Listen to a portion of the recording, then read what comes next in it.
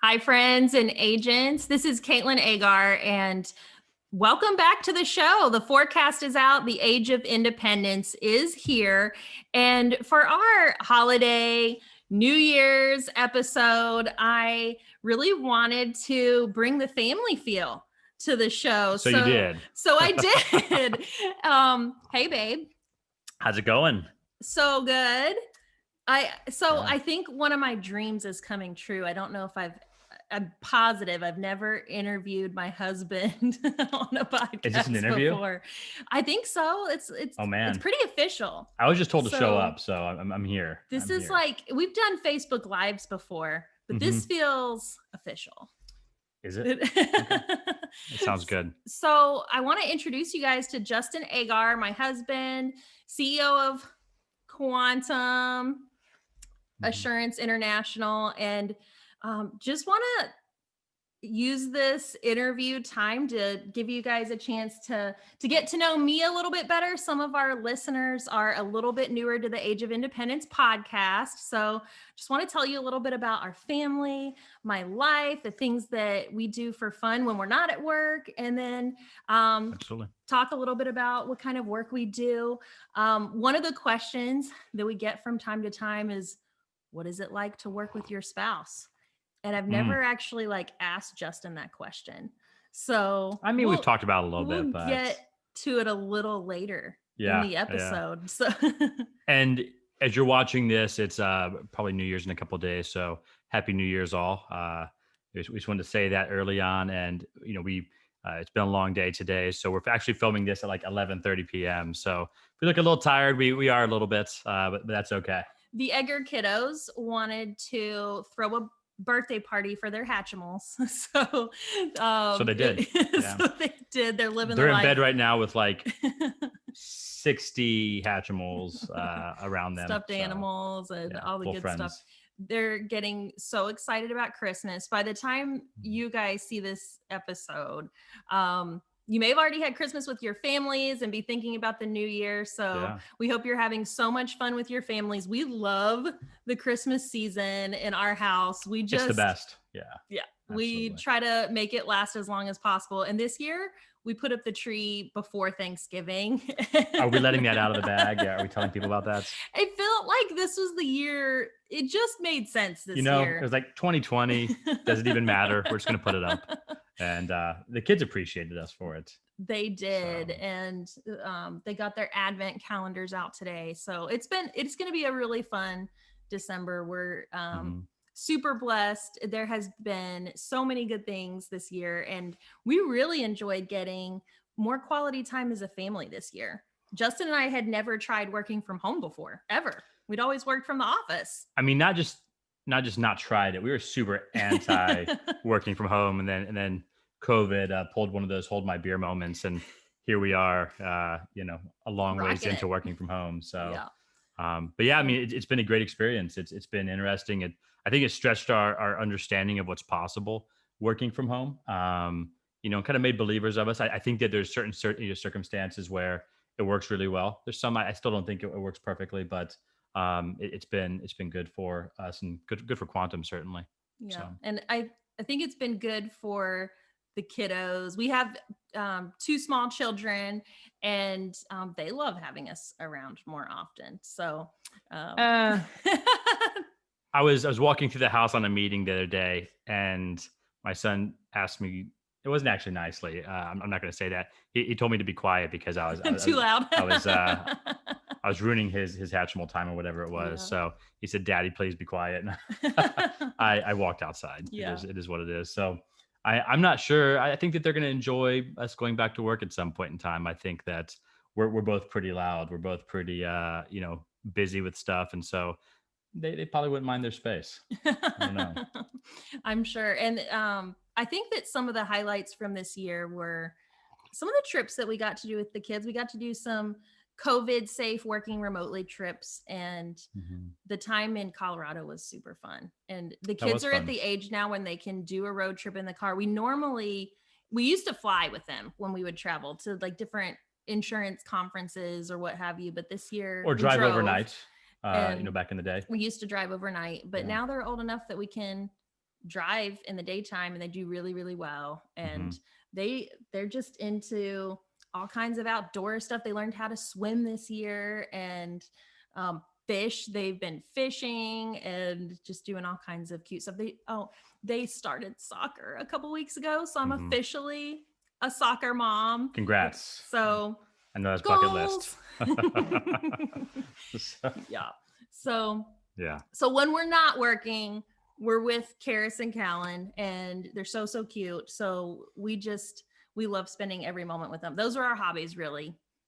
Work, Yeah. quantum, and the kiddos. Yeah. What would you say? Yeah. And seeing, parents and that kind of stuff, we do enjoy family life, and we try to be purposeful because we work a fair amount. And so we try to be purposeful about getting time with the family, and connecting our kids with grandparents, and having meaningful interactions. Even though we're extremely busy, we can still slow down and have meaningful interactions with family and our kids, and make sure that they don't, have parents that are, neglecting them in some way. So Yeah, absolutely. So they're the number one priority, and just helping them fall in love with the outdoors, mhm. kayaking, hiking. Colorado was fun this past year, and I think COVID, it was just starting to happen, and we kind of hunkered down in Colorado for a few weeks, and tried to give the kids some time outdoors versus purely being locked inside at the house here. So, and they've been talking about going back to Colorado since, and so I'm a proud dad about that. So Yeah. We live in Texas, so it's great because we have awesome weather. It doesn't get as cold as other places, but it also doesn't get some of the snow that you guys in Colorado probably have right now. So send us some pictures. We're a little jealous. And yep. So we love life with the kiddos and traveling when we can. We haven't been able to travel as much this year, but we do when we can, and we hope to have some travels in 2021. So I think that to catch our listeners up to speed with like who we are, what we do, why don't we rewind a little bit and talk about like where it all began in our insurance back to the beginning journey. 9 years ago. Okay. We opened a scratch agency in Geneva, Illinois. And Illinois. So yeah, I miss the snow in Illinois, but the winters were super long. I mean, Chicago is a beautiful city most of the time, and Geneva. So gorgeous. If you've been into the western suburbs of Chicago area, it's beautiful, so, quintessential America. And, so we spent, our first agency was in this building that was built in like 1920, and it was a candy store and all this, stuff long before we had it. And so our initial experience was a yellow building that was, kind of old. And, we were really your hometown agents. Like everything about us, a tiny little agency on a street corner, and very boutique, knocking on doors every time the internet went out. So a very, small agency start, and truly humble beginnings. I knew nothing about insurance when we got into, the when we started our first agency. Before that, Katlyn had been in sales for a little while in retail. I'd been completely outside of that. And it was a brand new experience to us, a brand new industry. And it was incredible because we should have failed. We should have, like, we knew nothing, and, we barely knew what insurance was. I think we didn't even know enough to know that we should have failed. Yeah. I mean, absolutely. But it was one of those things that, we didn't have kids then. We just worked a lot. And so what we lacked in everything, we made up for with hustle. And if the internet went down, like I mentioned before, we'd go knock on doors, and we tried everything out there, and so it wasn't one of those things where we knew the right thing to do. We literally tried everything over the ensuing years. I tried mailers and magazines and knocking on doors and Chamber of Commerce, photos and with Santa, giving away slushies to parents to try and, get them to fill out a form, the fairs. And, we tried it all in our road to try and, and become successful. And, I think our first years was just a lot of grit and making a ton of mistakes, but quickly recalibrating to fix what was broken, quickly recalibrating to fix what wasn't working. And we just constantly kind of iterated and got rid of the stuff that wasn't, effective for us. And, over the ensuing years, we grew from one agency to, with a couple of years later, we opened our second agency, and did quite well during that time. We did. So when you say that looking back on it now, we realize we should have failed. Hmm. Why do you say that? Why should it have not been successful? I mean, so lack of Yeah. experience, reason number one. So I had just gotten my insurance license a couple weeks before we opened the doors. Yeah. And we were extremely underfunded. I mean, we came in with very little money, and just a hope and a dream. And so, we didn't have money. We didn't have a bunch of training. Frankly, we didn't have any mentors. We didn't have anything. We had each other. And I think that I can credit that for part of our success in our early years, is that we had each other to lean on. And so, we were working 12 hours a day, 6 days a week, plus probably. Until we had kids. So for A lot. Yeah, for a long 4 time. years. And so we had each other to lean on, but then also we always had somebody else in the office. And so if we were selling, we had two built-in salespeople. We had some mechanics built in that helped us succeed by both of us being committed. And so you want to talk about us working together and kind of our experience. And it's funny because we've been working together since 2011. And when we tell people that, half the time people are like, "Oh yeah, that makes sense," and half the time people are like, "I could never work with my spouse," and they have like this story. And I know that people believe they can't work with their spouse, but it's all about separating job duties, having respect for each other, having a common purpose, and if you can align in a couple of those things, certainly anything's possible. I got lucky. We have a great working relationship. We have a really fun time together. Both you and I, we both dream big and want to do big things. And so, from early on, we had a lot in common, kind of conceptually with the business, that allowed us to be well yoked on that side, to be connected on that side. So, going back to the very beginning, if those are the reasons why I thought that we probably weren't going to survive, what were some things that went through your head? And just Well, part of it is that we just didn't know better. Like, I don't think that we ever knew that we should fail, and so we just didn't expect it. So we just kept Yeah. grinding. But Yeah. I don't mean to cut you off. Or some things that stood out that should have been indicators that we were rough. Oh, I think the only other thing that comes to mind is we had just moved to Illinois. We didn't have a bunch of connections. So Yeah. we didn't start off by building the business from a large chunk of referrals. Our friends and family definitely supported us, but a lot of them lived in other states and we could only write in the state of Illinois. Hmm. And so we didn't have those like local centers of influence when we first launched, that if you have them, that you want to build the agency off of. So Yeah. I think that was just a challenge that we overcame. And probably one of the reasons why we dove into internet leads so early on. We've been Hmm. using internet leads as a primary marketing source going back to 2011.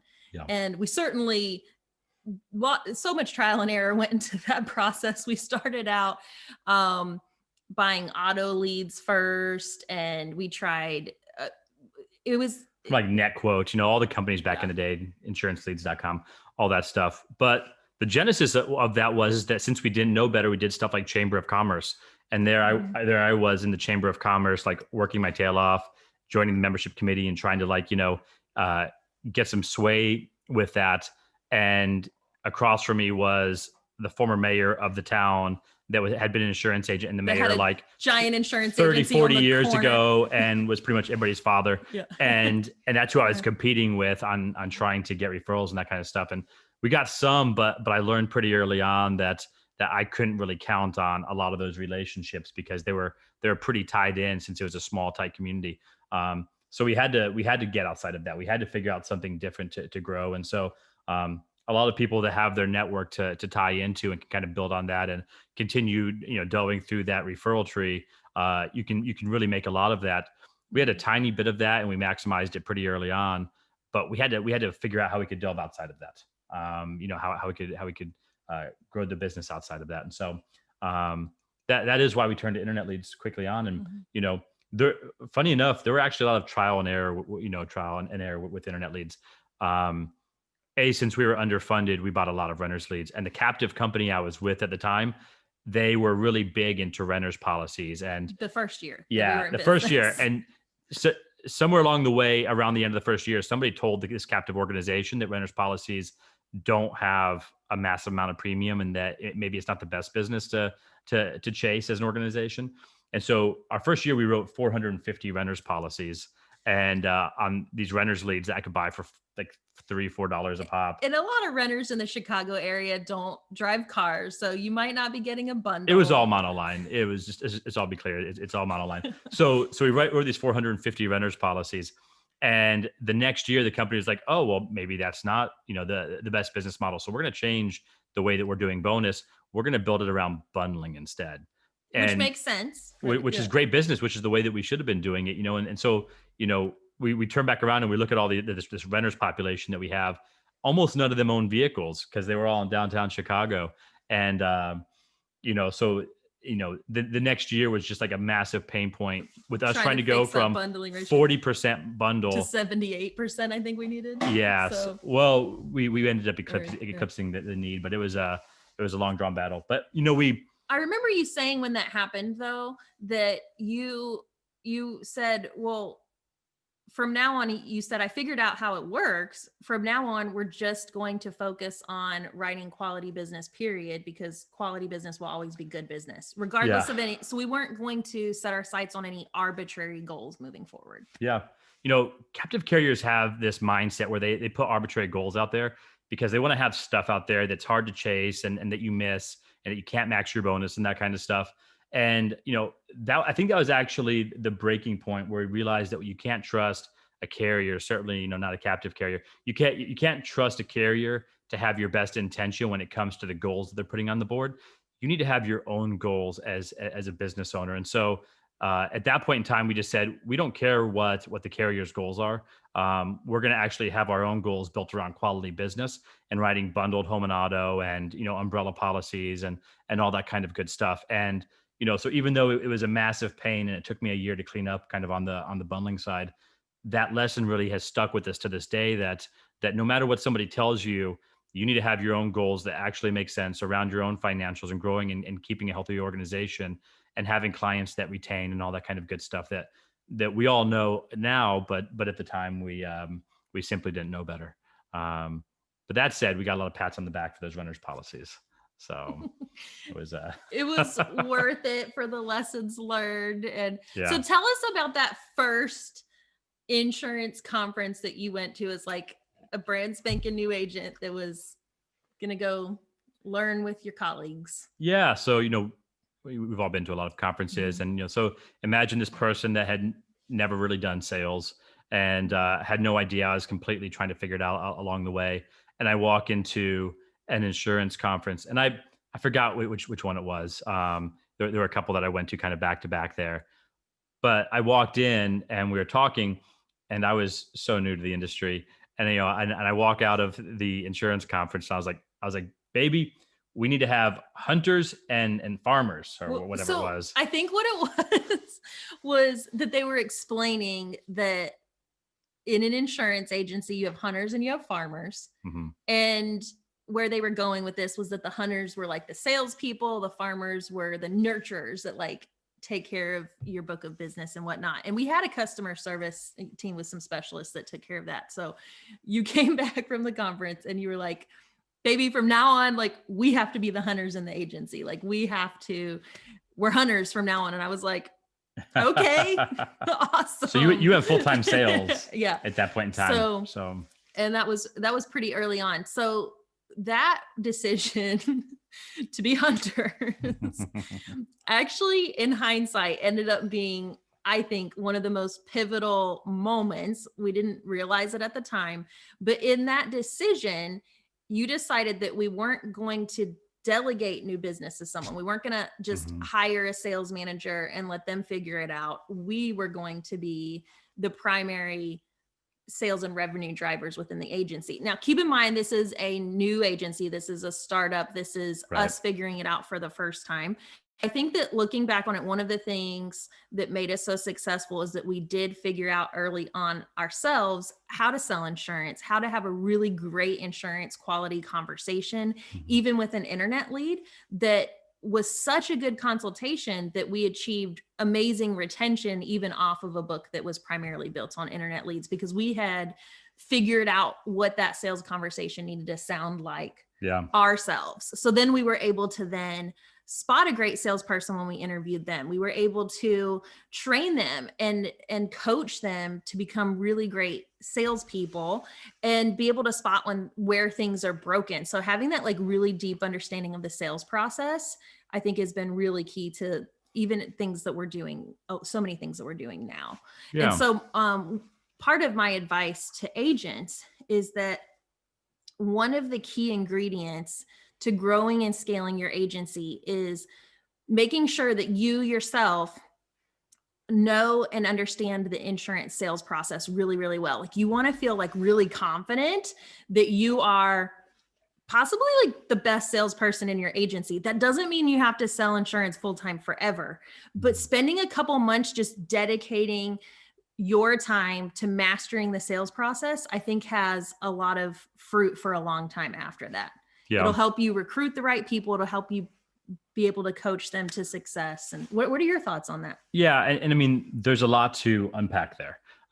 So one, that super simple, hunter farmer thing, that was the genesis of us understanding specialization, and that's even though that's been a statement that's been used and that's been understanding in sales organizations for dozens of years. It was new to us and new to the understanding that we can specialize and be hyper Mhm. focused on one thing and be very good at that thing.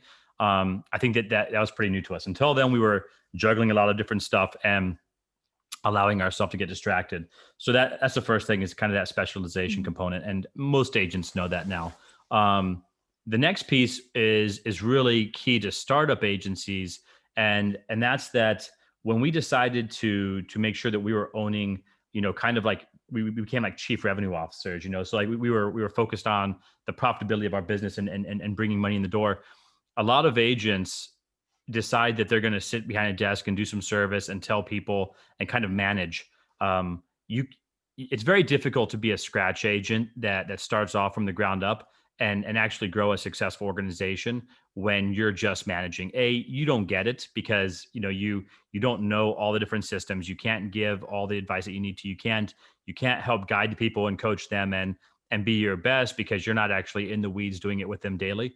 And so there's something powerful about, in a scratch organization, the agent stepping in, taking over the sales side, running hard on the sales side, and really mastering that, and then being able to equip people in the organization on how to be, extremely effective. That's why we had a 90% plus retention on internet leads as we were building our organization, because we learned to do it the right way, and we made sure that our frontline salespeople were doing it the right way. So we sold for a long time. We were the chief revenue, we were the salespeople in the organization for quite some time. And I would urge agents not to, look at what's bringing in the most revenue in your agency. Look at what's bringing in the most profit into your agency, and see where you can replace yourself. Frequently, you can replace yourself on the service side, and understand that everybody, a lot of people love their service and they don't want to let it go. There's oftentimes somebody that can come along that's actually pretty good at service. Getting salespeople that can consistently hit sales numbers and continue growing your organization, that's a little harder to pull off. And so if you're going to take over a role in your organization, make sure it's the most meaningful one, that's putting the most cash back in the organization, that's leaving you with the largest business, with the largest chance of a legacy possible. And don't let yourself get distracted by stuff that you can hand over to somebody else and pay them $30,000 a year for it. It's just not a good use of your time. So There's a lot to unpack there. And you mentioned that with attracting talent, you mentioned how important it is to have like the right people in the right role. So the mhm, agency owner is going to take the role that is most valuable, that's the hardest one to replace, right? right. And then finding key people for those sales and service roles. And I feel like we really struggled to build the dream team for a couple years and trying to put it together, because in the beginning, when you're a brand new startup agency and you're new to the area and you're recruiting and you don't have the highest compensation, I do think there are a couple of challenges to like finding those, top performers that were like, oh, sure, we'll But join it's your not just agency. that. When you're a new agent, you have like limited vision, right? And so so when you're recruiting people, when you're pitching your agency, you the narrative, the story that you're telling people, frankly, isn't compelling. You're telling them about some little award that you won and some kind of nominal thing that defines you. And the problem is that somebody on the outside that you're pitching, that you're working with, that's not, it's not that interesting, why, which is why insurtechs, which is why all these different companies that are large companies are able to attract such, massive amounts of talent, because they have a really compelling vision. When you ask somebody, why they want to work for Google, or, you know, any given insurtech, as it is right now, they're going to say, oh, well, this thing is very attractive, like this vision, this thing that I can see. When you're starting an agency, it's really hard to understand what that looks like. And so when we started our first agency and we were recruiting, even though we had some good talent that came in, I remember that it was hard to get people to buy into the vision that we had, because frankly, the vision was about us. It was about hitting some little goal that we had. It was about some like nominal thing. I think we were recruiting based on the sales position, or like, Mhm, it's a great position, it has great compensation, it has a great upside. mhm. And we were missing the real motivators and things that are real drivers for people in their when they're thinking about their career happiness. Yeah. And part of our scaling over the years, a lot of that has to do with the way that our own vision for our futures changed.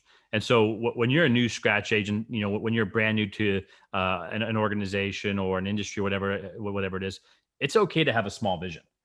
Day one, I would absolutely expect you to come into something and have a pretty small vision.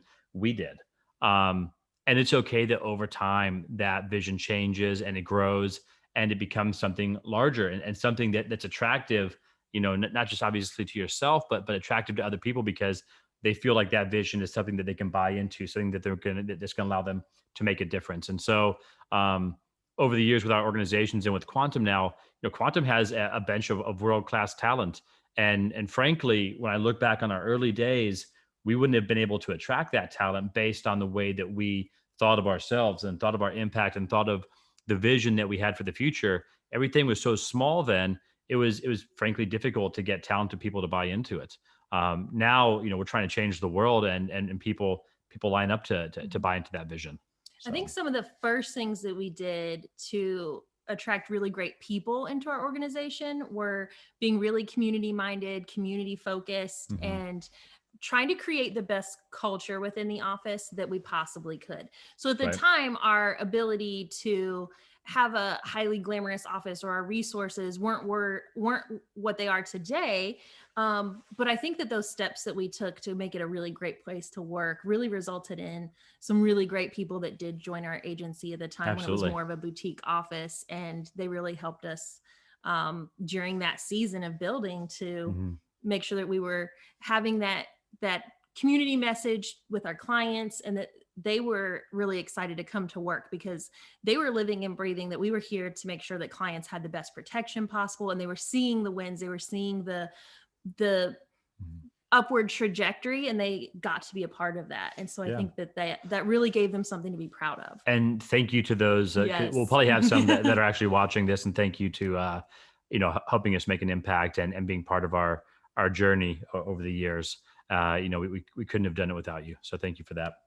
Um, Absolutely. but yeah, I mean, and that's, we've talked before about kind of plateaus and growing, and I think I had an article in Napa kind of around that same thing. Um, but starting off, it's okay to be a small corner agent, and it's okay for your vision and your abilities to grow. And the reality is that many of you that have been around in this business for 10, 15, 20 years, what you're doing today and what you're capable of today, you simply couldn't have done that 10 or 20 years ago. You weren't ready for it. You didn't have the knowledge, you didn't have the skill set, you didn't have the all the different necessary components to pull that off, and you do today. And that's really what's happened in our own careers, is that we started off in a place where we were small, hometown agents, and over the years we just continue to refine and grow, and through a lot of stress and work and whatever else, and it's allowed us to continue to scale through those plateaus over the years, to where Quantum is today.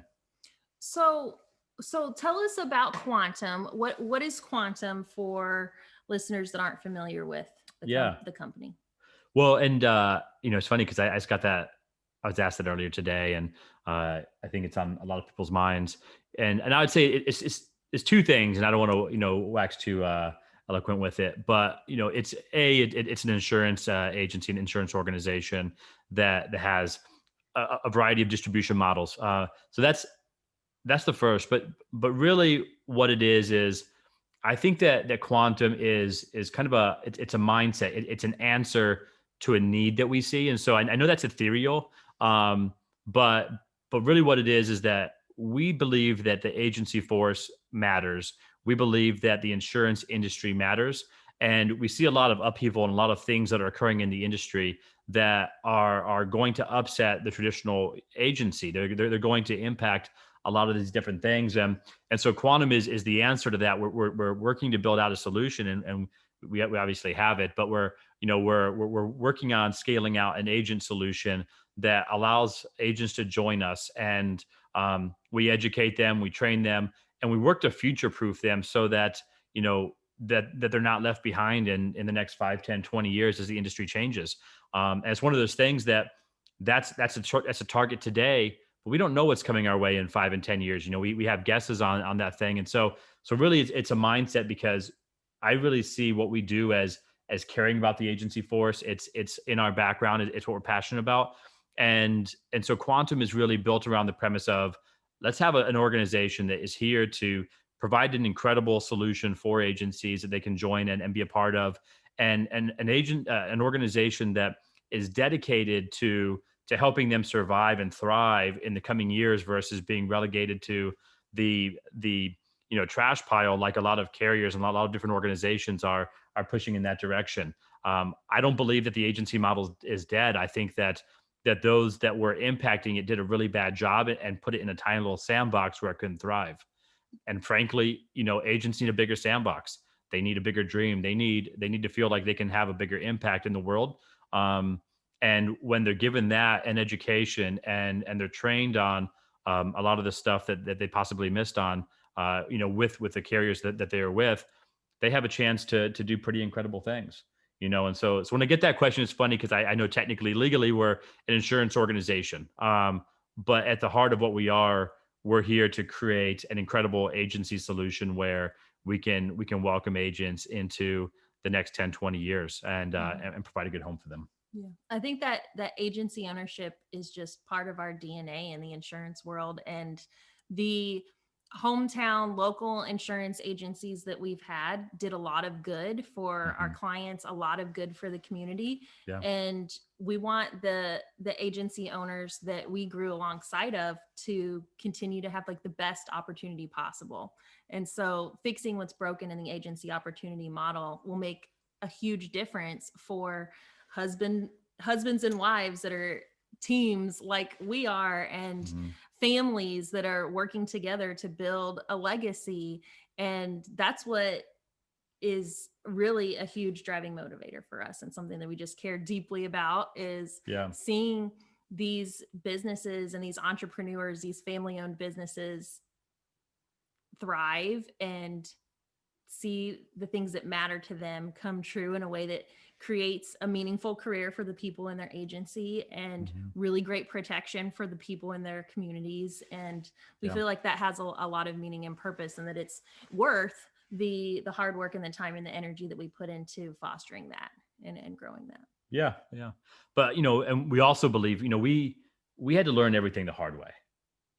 Every lesson we learned, there was blood, sweat, and tears associated with that lesson. Like, nothing came easy. It was all through grit and learning things the hard way.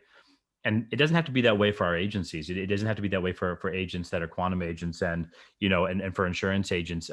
If they have the education that they need, if they have the mentorship and the network and the peer support that they need, they can thrive, and they can pick up. We have agents that that we work with that are writing more in a month than we did in our first year, as agents. And, that makes us proud. I mean, it makes me really proud that we're able to have that kind of impact, because at the end of the day, if we can help a lot of agents be successful, if we can help them accomplish all the different stuff that they wanted to in the industry, and go on to have a legacy book, and retire, all the different stuff that we want for them to be able to do, um, that I count that as a success, success. So, quantum's not really so much about making us a bunch of money. It's not really about that.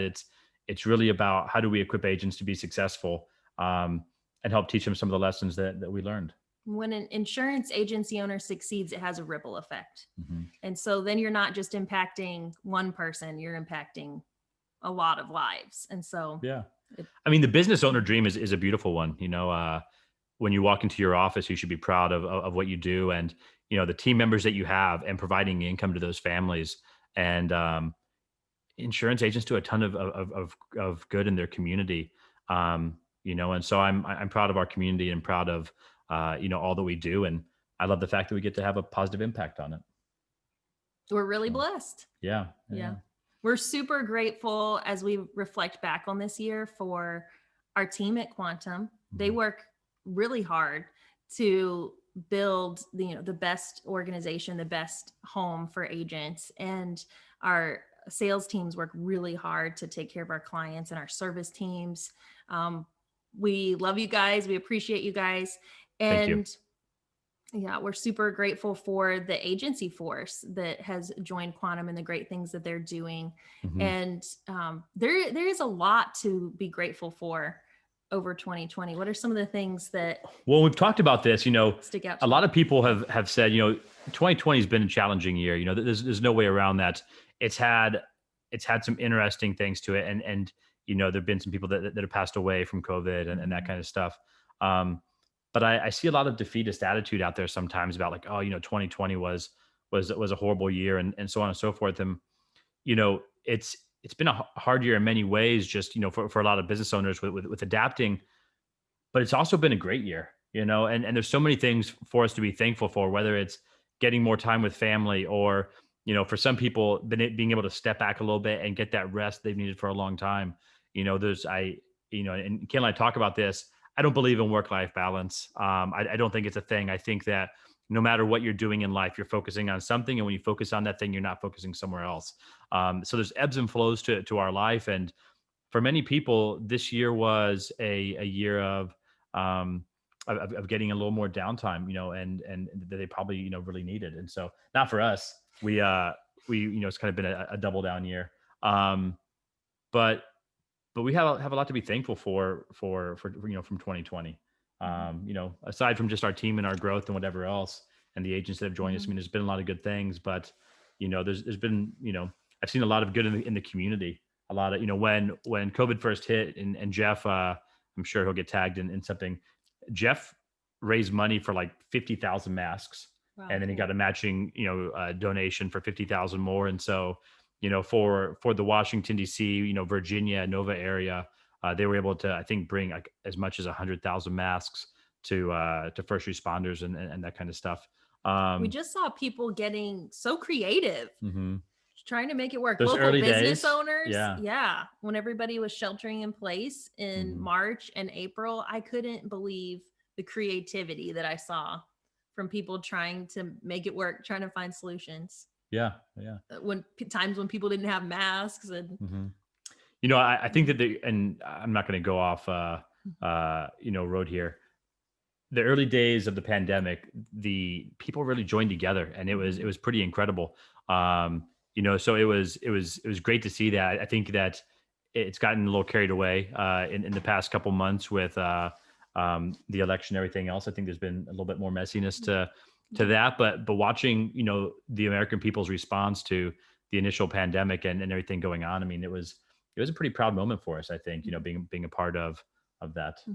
So I agree.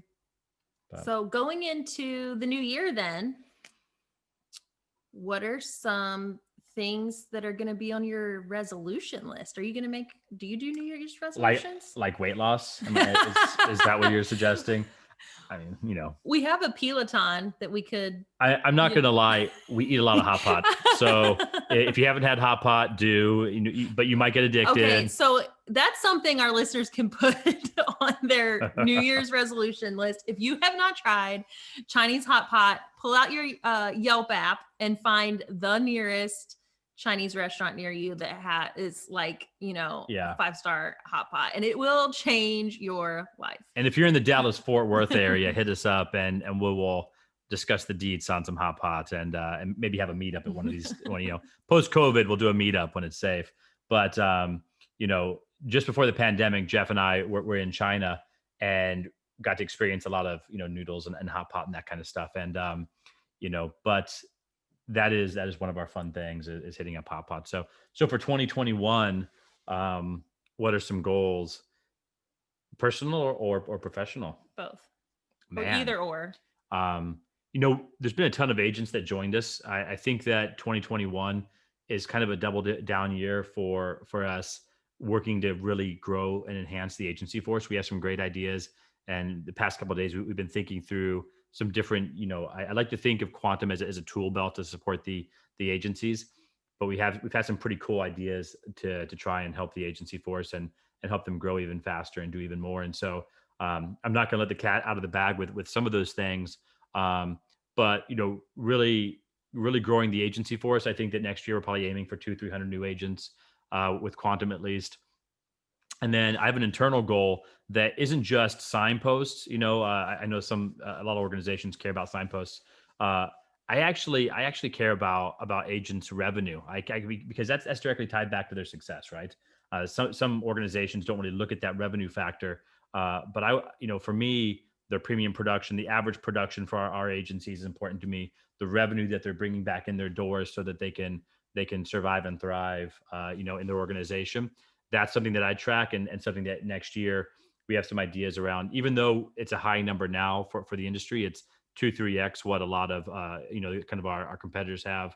I would like to get it to 5 or 6x. We do bold, audacious things across everything that we do, and for me, I'm passionate about trying to get that number up for the average agent production from just a couple X to being substantially more. And so we have some tool belt ideas around that for 2021 that I want to roll out. So growing agencies, doubling down with helping those agencies be uber successful, I think is important to me. And I'm ready for us to begin traveling again for 2021. I am hopeful that occurs. I know that everybody listening to this is ready to get out and about a little bit and not have to have fear or concern if you have that, or wear a mask or whatever else it might be. I think that 2021 is going to be a phenomenal year for everybody. Just think about the economic rebound that we're going to have when this kind of opens it back up again. But then tie on to that the fact that we're not going to have this thing that's been weighing us down and kind of been a concern in our lives for the past year almost. I think 2021 can be a phenomenal year for all of us. So what would be like a travel destination wish list item that may or may not happen in 2021, but what would be like at the top? Because it's kind of hard to choose, isn't it? Yeah. I grew up in the Fiji Islands. I would love to make it back with the family. We've been talking about it for the past couple of years, and we've been so busy because you really need 2 weeks at least off to do that. Time zone change. Yeah, and time zone's hard on the kids. But I'd love to do that and just kind of get away for probably 2 weeks since we don't get much vacation. I'd love to just step away for probably 2 weeks and recharge the batteries. Like we all need. And I've never been to Fiji, so seeing where you grew up is definitely a bucket list item for me too. Right up there at the top. Yeah. So. Well, I grew up in a poor village, so I'm not taking you there. But I'll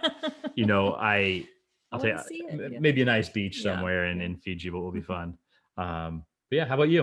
2021.